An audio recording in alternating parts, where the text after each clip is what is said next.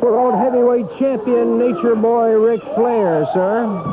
The class of professional wrestling who once again is taking time. You keep your mouth shut when I come to this town. You show a little respect. I can't help it you live here. Take advantage of the fact that I'm stopping through. Bob Armstrong, you're on my mind. Now, because you've gone soft because of a couple snotty-nosed punks, like those two worthless kids of yours, those two juvenile delinquents, it's no fault of mine. You're holding the Southeastern Heavyweight Championship, and that, Daddy, is the key to me climbing back in the ring for the World's Heavyweight Title Championship match. Harley Race won't wrestle me. He tells me I got to come down here and go through Bob Armstrong because he's one of the leading contenders. Well, right here in Dothan, nothing happened in Dothan. All over the country, if it's Montgomery, Mobile, Birmingham, Charlotte, North Carolina, they tell me I got to beat the Southeastern Heavyweight Champion, Bob Armstrong. Well, Armstrong, you plan on it, Daddy. Think about it long and hard.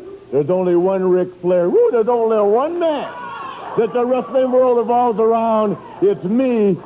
And if I got to walk over you, brother, to get that World Heavyweight Championship back, then you plan on me doing it, and I don't care where it happens.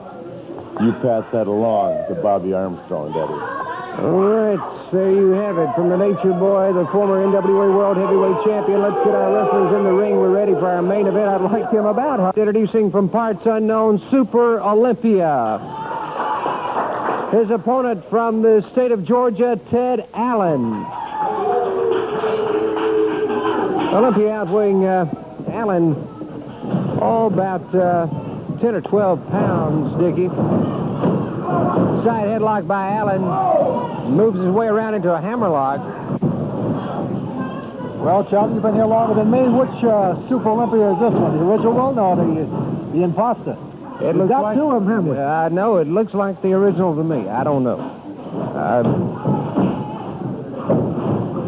Good takedown by Super O. Allen pushes his man back, does not get him off of his feet. Fireman carry takedown.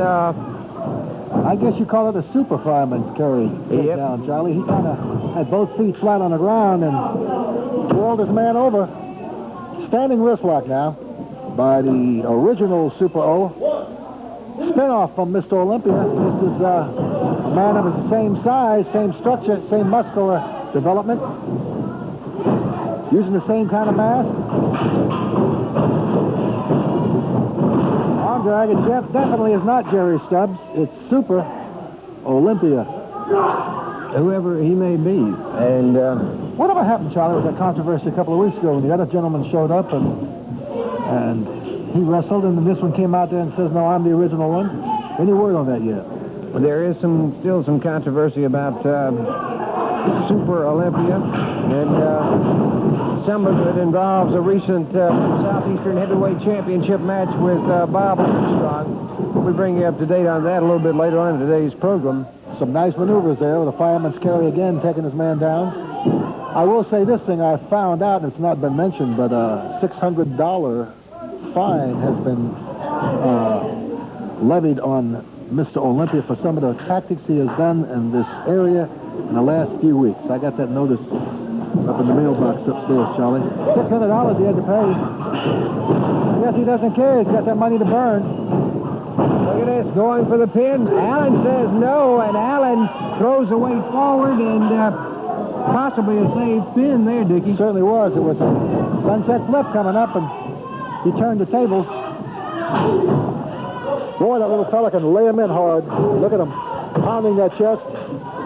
Allen looking very effective against Super. Oh, good elbow. Knocks the big man down, too. Don't cut this Allen short. No, sir. He's tough. Tough little fella. I don't mean to say little. I hope he doesn't. But 205 or 8 pounds is a big size, especially for a junior heavyweight. He's got the advantage over Super Olympia at this time. Whipping him into the corner. Boy, those turnbuckles hurt, too. caught hard at the hands of Ted Allen. Allen going right in, continuing to work on Super Olympia. Again into the turnbuckle. Good takedown coming off. And down for the pin, 2 count, and Super Olympia powers out. Ted Allen moving very effectively against Super Olympia. Super Olympia needing to gain some momentum in this match. Snapmare takedown right to that chin lock, and once again, Allen's controlling this match, Dickie. Congratulations to Director Wayne Register for calling such good maneuvers off his cameraman. I guess he's been at it a long time. He knows just when they're going to hit that turnbuckle. It's more for the pleasure of the wrestling fans to witness it at good camera angles. Allen still pressing the advantage over Super Olympia.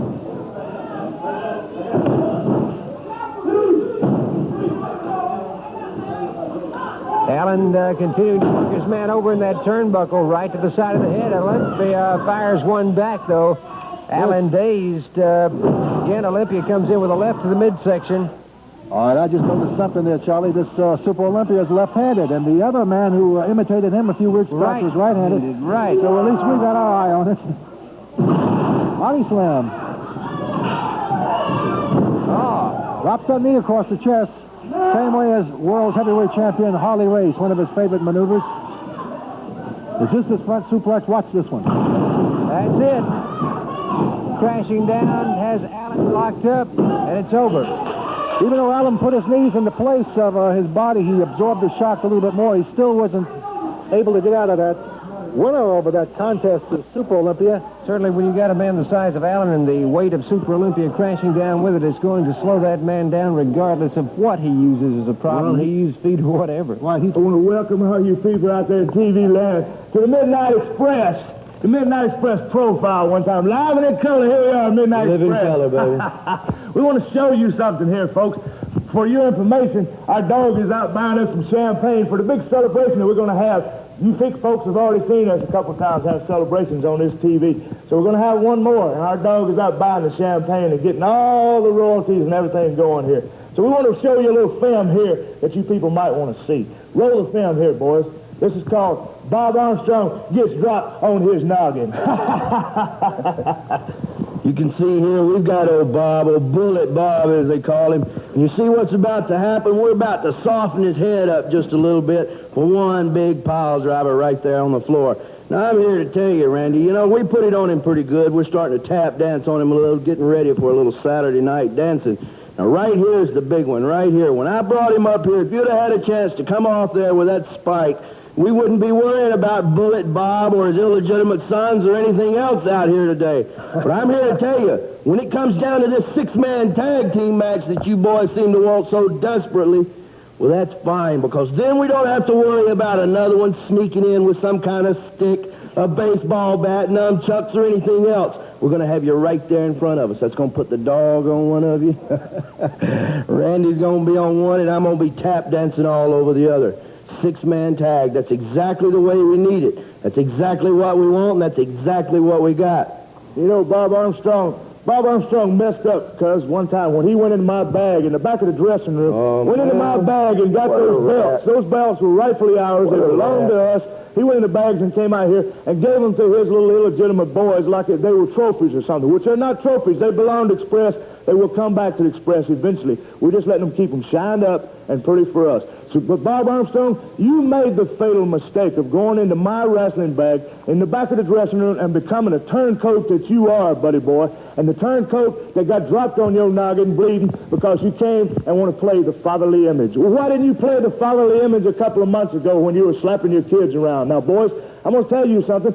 The only thing and the only way that you're going to get anything done against Express is to stick together. And like you used to always say that blood is thicker than water. I hope it's a lot thicker because you're going to see a lot of it, Armstrongs. And that goes for you, Scott, Brad, and Bob. And especially for you, Scott, because you don't know about the Express. And we're going to introduce you to the Express. That's right, buddy. Baby. Just like we do our own talking, we do our own fighting. We don't need our daddy or nobody else to back us up, boys.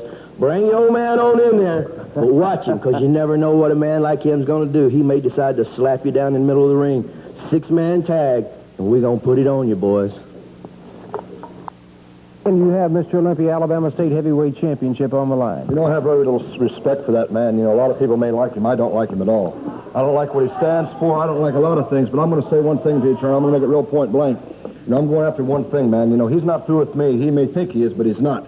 Because if everybody knows I beat him in that battle royal, he did take the $5,000, but I do hold a win over him, and I beat him before, and I'm going to put it to you real point blank, Mr. Stubbs or Mr. Olympia.